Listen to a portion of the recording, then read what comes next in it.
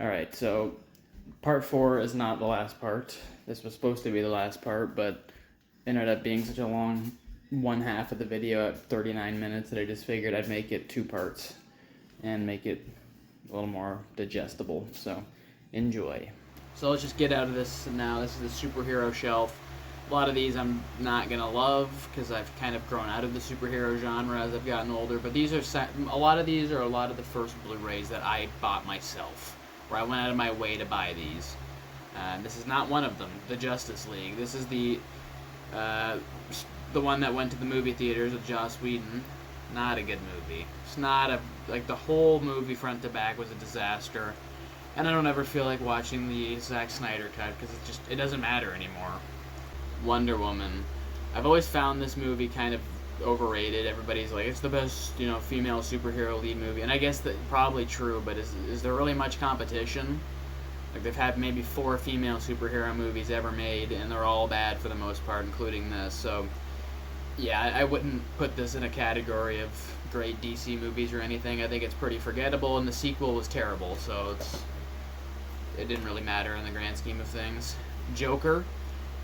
I don't know how a movie can get away with copying another movie so hard. Like, this is literally Taxi Driver and King of Comedy if it was a new remade fashion. There's not a single new thought with this movie, and it bothers me to the core that people love this. Superman the movie. This is the definition of fun escapism, and this is exactly why we have such a huge genre of superhero movies. This was the one. This was the one that gave hope to the studios. This made almost $1 billion back in the day. This was... God, I almost dropped... Imagine that. I hit myself in the face and knocked myself out with Superman. It's as perfect of a superhero movie as you can get. Obviously, the effects are dated, blah, blah, blah, but it's still a great movie. Christopher Reeve is Superman. Forever, it doesn't matter. Superman Returns. Not very good. Not a very good movie. And this is kind of...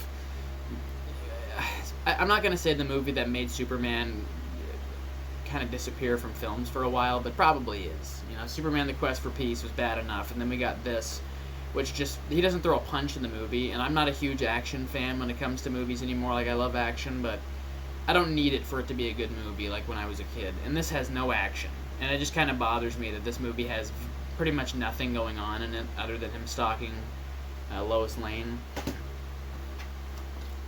Batman v Superman: Dawn of Justice, and they really tried, like Ultimate Edition, they really tried to sell this as some better version of the movie, and really it's just 25 extra minutes of shit that was cut for a reason, and the movie is bad enough to begin with. I can't even... it's like, I've watched the full edition of this once, and I will never do it again. It's the one and only time. I don't like this movie. The only real upside was getting Ben Affleck as Batman. That was a really good casting choice, and unfortunately it went nowhere, and now we're left with fucking Robert Pattinson. It's like, great. Man of Steel, another movie I don't really get the love for. It was really loved when it came out, but now it seems over the last few years this is everybody's favorite Superman movie, and for some reason everybody jumped on the Henry Cavill train a little too late. But I remember when I was younger, nobody liked him as Superman. Like, the common thing everybody said was he was just kind of boring, and he looks the part, but he's not anything special. So I find it really interesting now that when they recast Superman, everybody's up in arms, when I used to be the one fighting for Henry Cavill, because I thought he was a pretty good Superman. You're not going to ever find a Christopher Reeve again, but that's probably as close as you'll get. He had the physique. I thought his acting's pretty good, and it's just a shame. The Dark Knight Rises. It's not a very great movie. There's just so many plot holes in this, and people just try and like brush over them because they love these Dark Knight movies, so they just try to bury anything that you can bring up. But I just don't love this. I think Tom Hardy's really good as Bane, but other than that, this movie doesn't have much rewatchability for me. I've only seen this twice in my life, so that tells you that. Dark Knight. It's definitely a good movie, but when I see this listed as the best comic book movie ever, or the best movie ever, like, some people have this as their number one, and it's just a crime movie with Batman in it, where he doesn't really have much consequence in the story. It's mostly just a Joker movie with what's his face, Two-Face. I don't know. I'm not a huge Dark Knight trilogy fan, period. So you're not gonna hear me sitting here jerking this off. But it's good. It's a good movie. It's just not as incredible as people put it out to be. In the same way that Step Brothers isn't as funny as most people say it is. It's the same thing. Batman Begins was always my favorite of the three growing up. I love an origin story, and this gives me a lot of what I like in a Batman story. So when I want to watch a Christian Bale Batman, this is usually the one that I watch.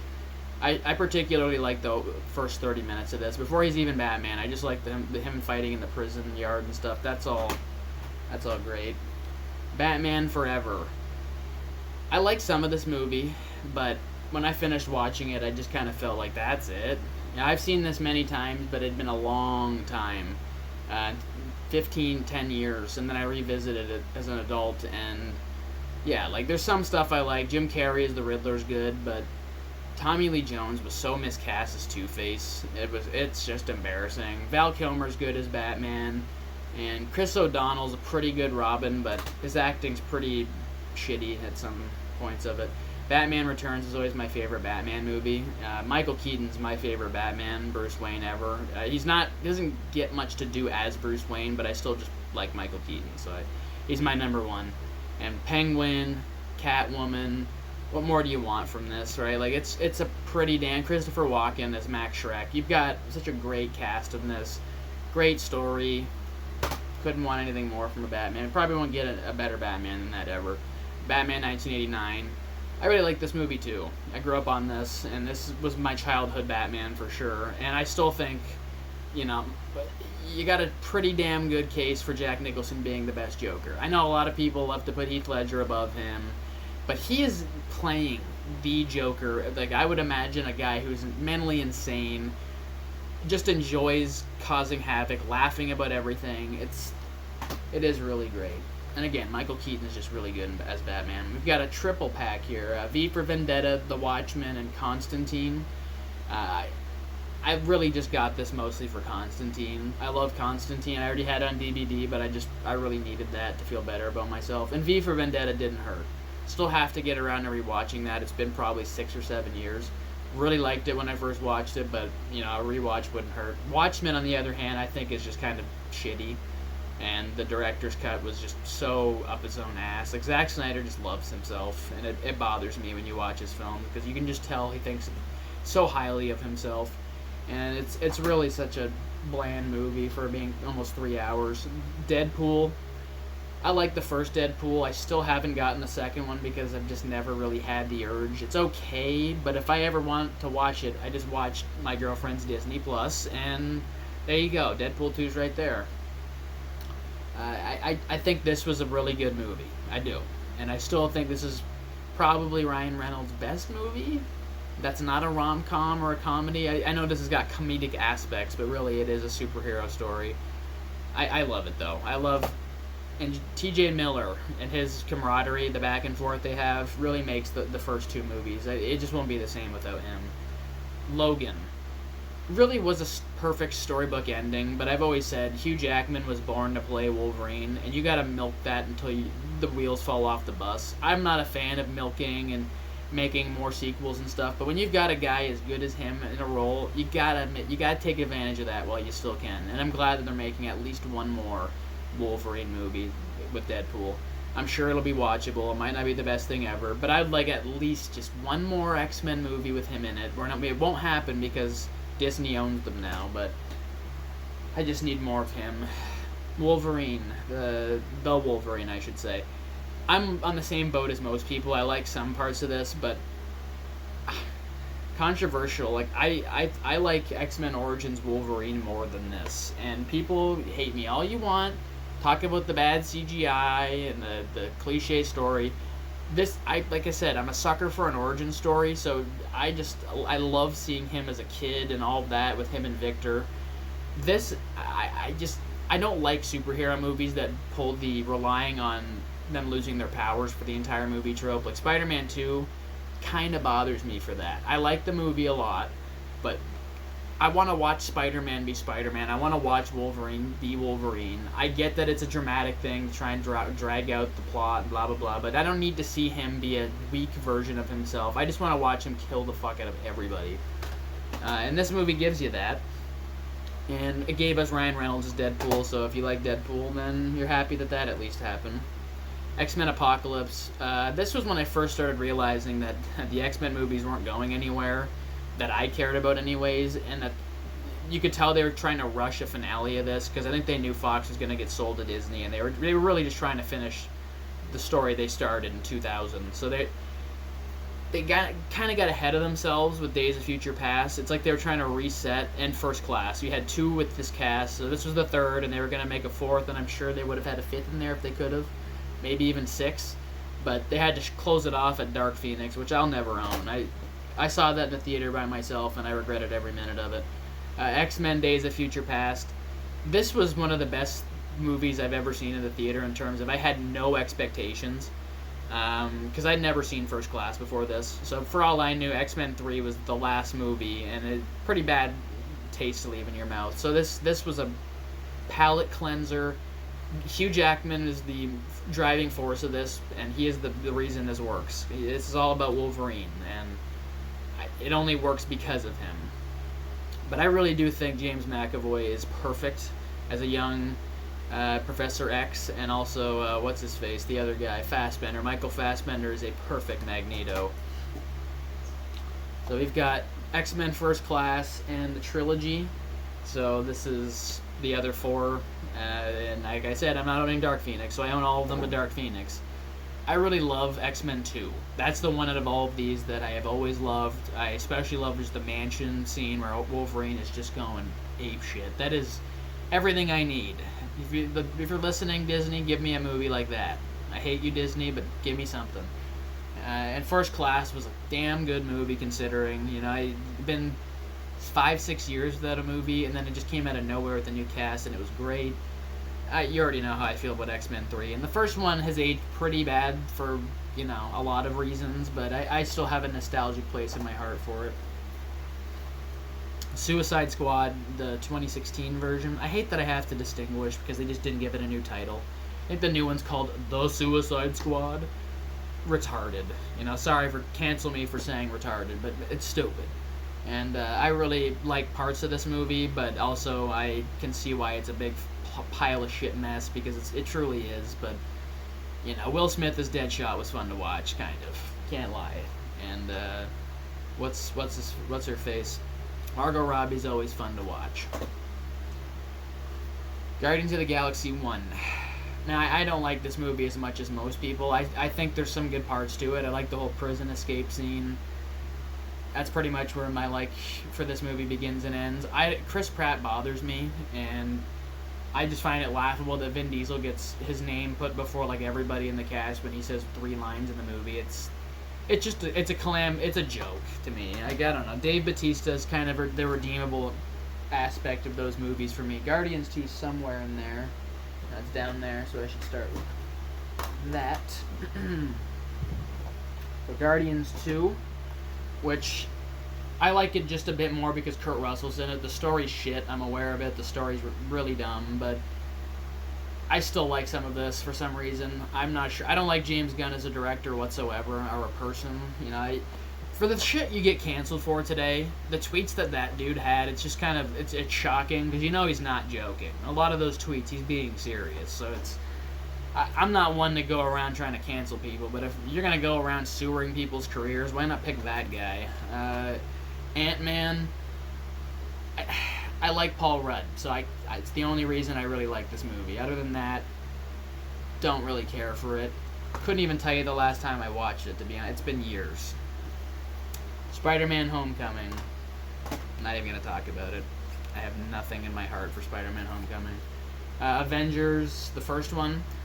I love this. And I've seen another... It's like every 10 or 15 years, where if there's a good movie, there's always the hipsters that come out of the woodwork 10 or 15 years later. And now the new cool thing is to say, this is not as good as the other Avengers movies for some reason. When this is the perfect Avengers movie, the cast is a perfect size. It's not too big. It's not too small. That's what she said. you have the same issues as a lot of the later movies where you just have way too many characters to show shit about. And this movie it balances it perfectly. I love the story. Loki as the villain was a really good idea too. I have a good time with it every time I watch it. And I'm probably one of the very few people that enjoyed Lego Avengers. That was one of my favorite Lego video games ever. So kind of made me like Age of Ultron a little bit more and appreciate it more. If I didn't play that game, I probably wouldn't like it as much. I don't love this movie, and I think James Spader was a complete misfire as Ultron. I really do. They're trying to make him funny and sarcastic, and that's just a complete failure on their end. Marvel had an obsession, and they still do. I haven't watched a Marvel movie in like 6 years, but they had an obsession with overdoing the comedic dialogue in really tense situations, and it gets kind of stupid. You know, it's funny and cutesy a few times, but it's a Disney trope lately with Star Wars, all of their shit. Probably Indiana Jones 5 for all I know. And it kind of wears on you a little bit. Avengers Infinity War, my second favorite Avengers movie, and my favorite in terms of pure action. I rewatched this 6 months ago with my grandma, 6 months ago, and even she liked it. So that's how you know. If old people like it, it's probably got a lot of good action in it. And the characters, you know, they make sense in this. Like in Endgame, there's a lot of stuff that the people do in there that it just doesn't line up with anything they did before. The only thing that I hate about this, and Endgame just made it so much worse, is their treatment of the Hulk in this is downright appalling. And I know it's just a comic book character and it's just a superhero movie, but if you're gonna do the source material, do it right. And they fucked the Hulk over, my favorite hero. They fucked him so hard. So to see him get turned into a little bitch that won't even come out of his fucking shell, it really hurt me. And that's the real reason Endgame, I fucking hate this movie. I really do. I think it's a terrible movie, and the only reason this even worked to begin with was the hype, the build-up, all of that. If this was just a movie that came out, you know, out of nowhere, this would be fucking dog shit to everybody, and everybody would agree. They'd say, what the hell was the point of that? Story made no sense. You relied on a rat to open your portal to save Ant-Man so he could come out and tell you all about It's terrible, man. I'm sorry. It is terrible. This was everything wrong with Hollywood in a nutshell, and we're gonna keep getting more of this type of shit as time goes on, where it's just fan service, fan service, fan service, fan service, fan service, with no new story plots, no new real characters that you care about.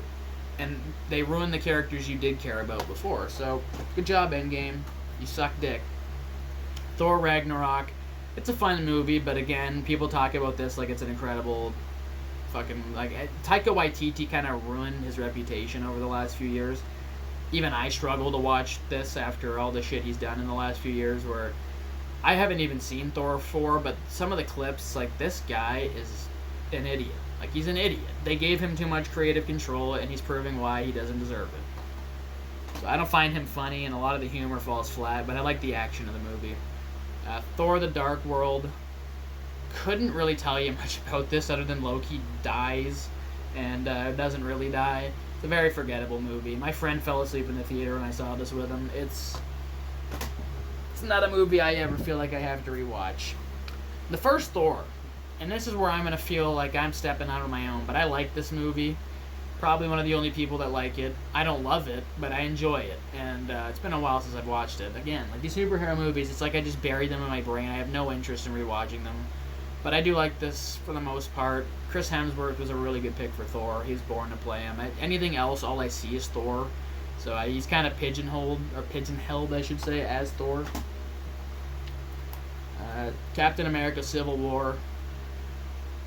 I think it's an abomination. Like, this movie, nothing happens worth mentioning whatsoever. And they felt like shoehorning in a villain that, in the comic books, is pretty important. And you just kind of threw him in there, and that's it. Stupid fight, stupid fucking movie. This and Endgame were like, I was losing hope with this, but Endgame just came in, and I went, yeah, I'm done. I'm done. It's called Endgame. This is my Endgame. This was the first one, though, where I started questioning shit. The real saving grace is the fight scene at the end with Captain America, Bucky, and Iron Man. Anything besides that in this movie feels like a fan fiction YouTube video made by a bunch of 16-year-olds with their daddy's credit card. It is terrible, and I'm sorry. Only real positive besides that fight at the end is Black Panther, and that's the best portrayal that we got of Chadwick Boseman's Black Panther. Winter Soldier. I'm looking at it and I can't even. My throat.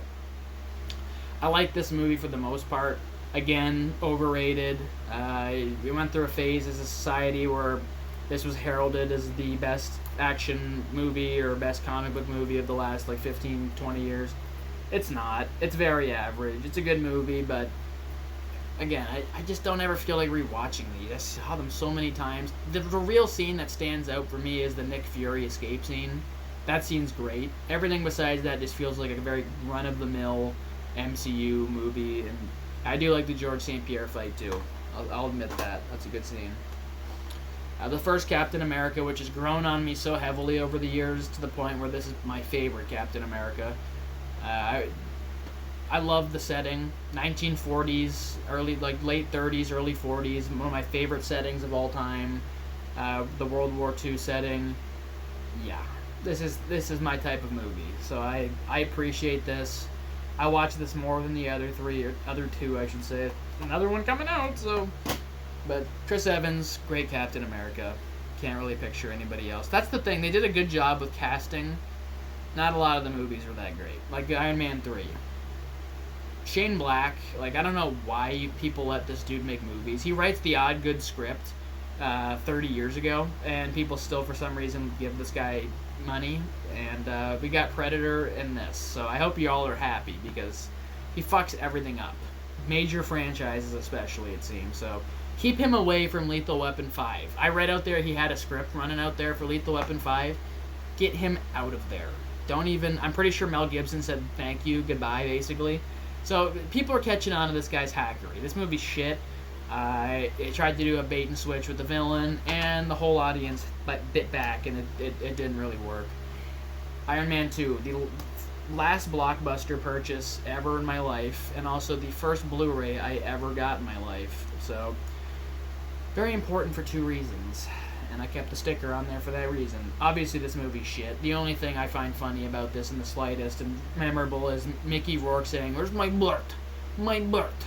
Me and my friend always quote that. Or, sorry, grammar Nazis. That's shit. My friend and I, we always quote that scene. Other than that, the racetrack scene's kind of cool. But this movie's just another forgettable MCU movie.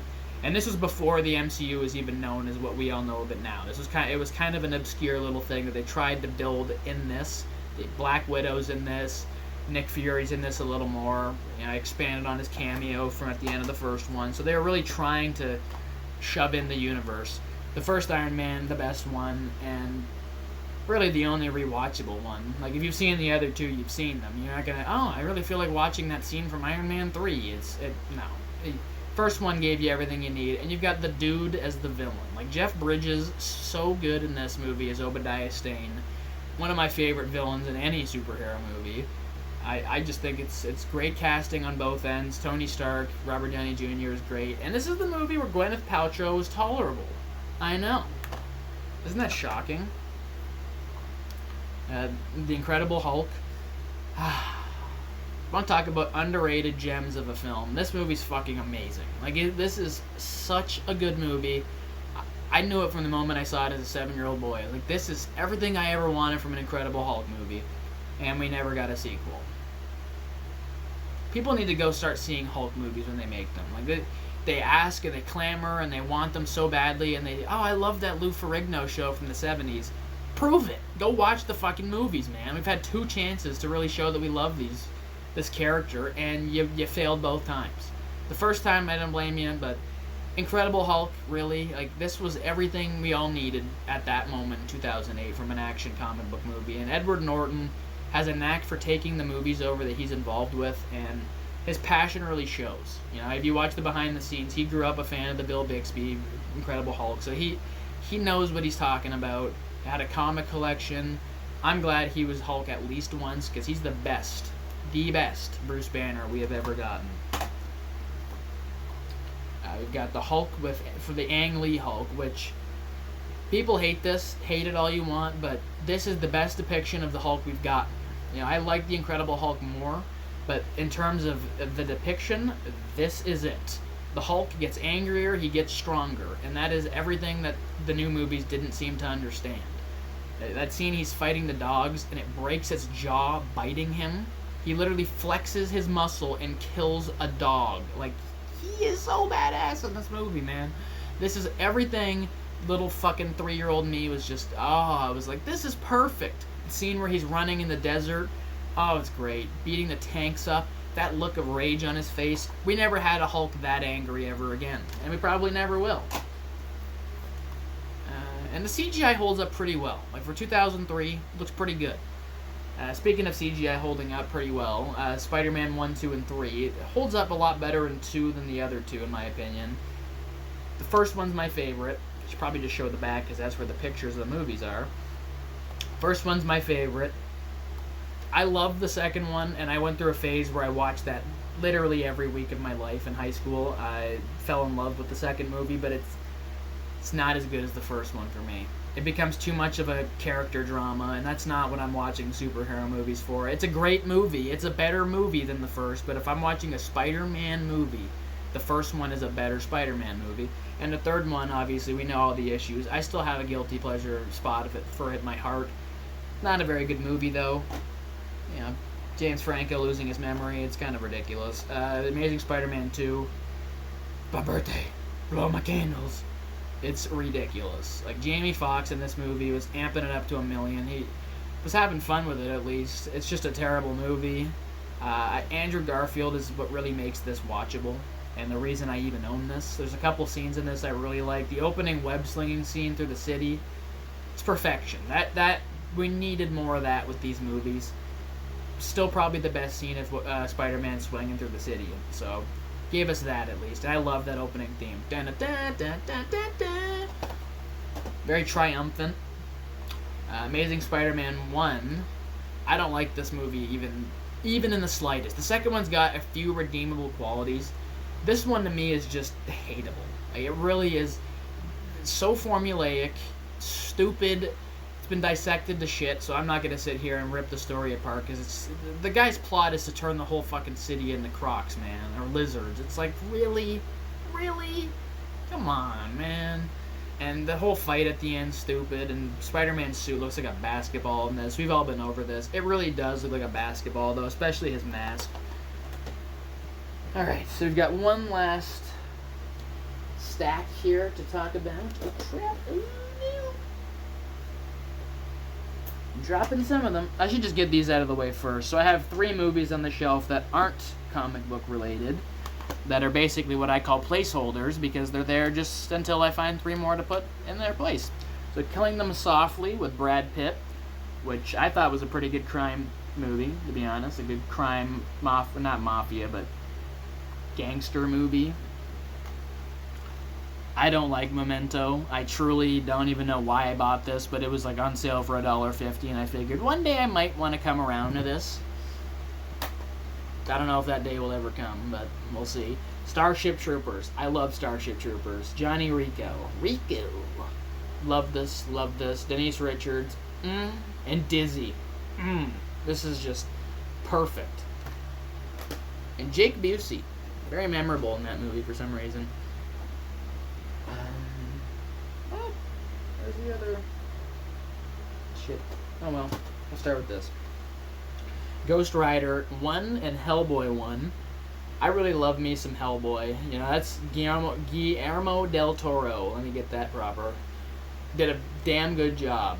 And I am so pissed we will never get a 3rd movie of his trilogy, because he leaves us on the cliffhanger at the end of the 2nd one. They're going to have twins, and we'll never see baby Hellboys. It's a damn shame. Ghost Rider, on the other hand, I mean, it's just stupid fun, right? Like, it's not a good movie, but it was included with this, and I really wanted Hellboy 1, and I couldn't find it by itself at that time, so I just said, fuck it. You know, it's $9 for 2 movies. You can't really go wrong. Even if you're never watching Ghost Rider, it's just there, so. Kingsman, the Secret Service, the first one. I like parts of this, I'll be honest. I do like parts of this, and Eggsy, I like him as a character, but beyond that, I don't really care about this universe. I don't know why they tried to make this like a new James Bond. That's all I thought about when I watched this. Even the ending where he goes into the cell and has sex with the girl that was there that he was going there to save the whole time. It's a complete nod to James Bond. I get it, a little tip of your cap, and I know the comics are definitely based off James Bond, but it's just, when you've got James Bond, why would you go watch this? You got 24 or 5 Bond movies to pick from. 6 if we're gonna count, the unlicensed one.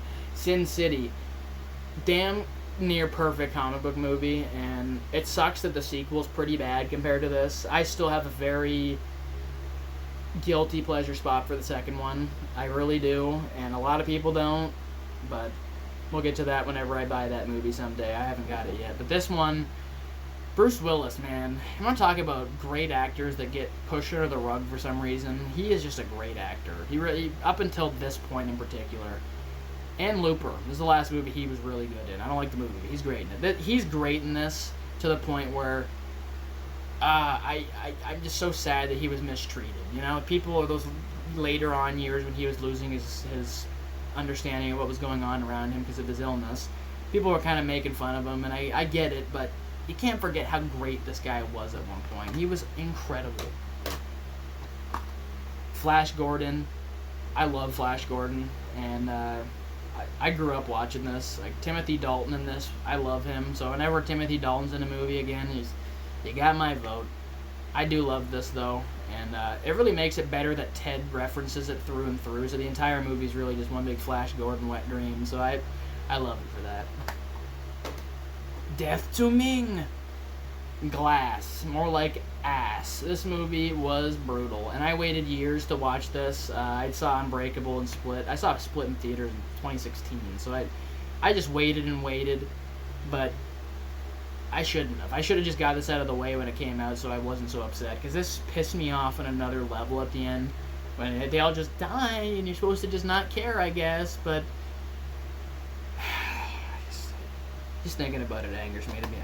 We're done talking about that. Split is a perfect movie. I don't know which one I like more between this or Unbreakable. They're both pretty much perfect movies to me, and they're both M. Night Shyamalan's best movies. I'm sorry, Sixth Sense is not better than either of them. This is just such a return to form. To be so mid for so long, he was bad for a while. He was making a lot of shitty movies for a long time.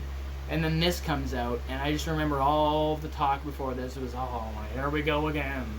And everybody loved this. I saw this 3 times in the theaters. I kept taking everybody I could think of that liked movies to see this because I just knew they were going to appreciate this. And again, James McAvoy showing how good he is. And unfortunately, Anya Taylor-Joy was in this, and now she's in everything. So it sucks when they just pick the weirdest people to be famous. It's like, you, Sid the Sloth, you're our girl now. Want to see my dance move? Unbreakable. I love Unbreakable. This is, I hope you like my Hedwig dance moves. God, I couldn't keep it together. This is, like I said, my nose is itchy as hell. I'm sorry for continuing, but it truly feels like I have something poking me in the face every 3 seconds. Probably one of my hairs hanging down. Samuel Jackson is what makes this, and, none of you will get this, but Kenny vs. Spenny, a show I just truly admire and love. Best episode, in my opinion, is when they gotta go spoil the ending of this as their humiliation. That's their consequence for failing to win their competition. And the crowd is so upset. And I guess thinking back, you wouldn't have even thought going in that Samuel Jackson would be the villain, but getting that spoiled for you would probably ruin the movie. Kick ass. I enjoyed this so much more than I thought I was going to. Let me fix that real quick. That's going to bother me forever. I didn't think I was going to hate it or anything per se, but it gave me a particular vibe that it was going to be too jokey and not take itself serious at all, which it borders that line. Like, I feel like Kingsman almost goes over that line in some scenes where it's trying to be jokey, funny, but also serious. This does it pretty much perfectly, and the casting was damn near perfect, if not perfect. So I love this. I'm pissed I waited so long to watch this. I watched it for the first time like a month ago. It's like, what are you doing? What are you doing, brah? These are out of order. Rip to me. Blade 1. I'm gonna go to a rave and start jamming out to that song. I love Blade 1. I should just call it Blade. I don't know why I'm saying Blade 1. Blade. Perfect comic book movie. And I feel like this is a big reason Marvel, in particular, shot off in the early 2000s. You got this, then Spider-Man, so it was like, oh, we can do this pretty successfully, and give them budgets, not just make them straight-to-TV Captain America movies. Blade 2. I think this is a better movie in a lot of ways, but also it pulls a lot of like the cliche sequel tropes. Like, he's got a friend all of a sudden, and shocker, the friend that he found, it just turns out to be a bad guy the whole time. Stuff like that, where it's like, you saw that coming from a mile away. I mean, like, let's be real. But great movie still nonetheless. Great villain, great concept for vampire hunting more vampires. That's a pretty terrifying concept. Blade Trinity. Now, I get the problems with this, and I get Wesley Snipes being a douche the whole movie and all that drama, and I just don't care because I'm not on set. So what people do to other people on set doesn't bother me when I'm watching the movie. It might piss me off, when I think about it, like Christian Bale's rage on set to the fucking guy holding the lights up, but I can still watch the movie and just watch the movie. So I just enjoy the action and stuff. It's still not obviously as good as the first two. The CGI's aged bad, but I'm a Triple H fan, so he's in this, and that instantly gives me a little bit of a reason to watch it. The Punisher. Still the best Punisher, in my opinion. Thomas Jane is the quintessential Punisher. Speaking of wrestlers, Kevin Nash is seen in this. Gets stabbed for real. I know you all know. That's basically as common as the Aragorn broken toe fact at this point, but it's true. He broke his I'm talking about Lord of the Rings. He gets stabbed by Thomas Jane, and I mean, he's a good actor and a good wrestler, so he just goes with it. And that whole fight scene's extremely memorable, and the movie's very memorable as all around. And Ben Foster, any movie with Ben Foster, give me more. Daredevil. Probably only human on this planet to sit here and tell you they like this movie, but I do, and it's because I grew up watching it, and I'm willing to admit that that's the reason I like this. If I watch this as an adult, I would probably hate this, but nostalgia really runs strong. Star Wars prequels fans, you're hearing me, right? Nostalgia runs strong. So when you're watching a movie that's not very good that you grew up watching, you like it because nostalgia. Just remind yourself that sometimes. Don't try and tell me the prequels are good. The Spirit of Vengeance, the second, I'm having a problem tonight. Ghost Rider, terrible movie, terrible movie, but I have the first one, and I want to, I told you, I want to extend my shelf. I need 3 more movies. This was the last one I bought, I'm pretty sure, because I'm desperate. I can't think of 3 more superhero movies that I need to own, and, so that's it. And it's the last movie, Hellboy 2, The Golden Army. Great movie. Please go watch the Hellboy movies if you haven't seen them already. Ron Perlman is the perfect Hellboy. I'll reiterate that. Perfect Hellboy. Fuck you, David Harbour. Terrible. Just terrible. So I could watch this all the time, basically. Both Hellboy movies I watch pretty regularly. So I hope you enjoyed that shelf, and I will be back to show off my last and final shelf, which is my horror shelf. Stay tuned.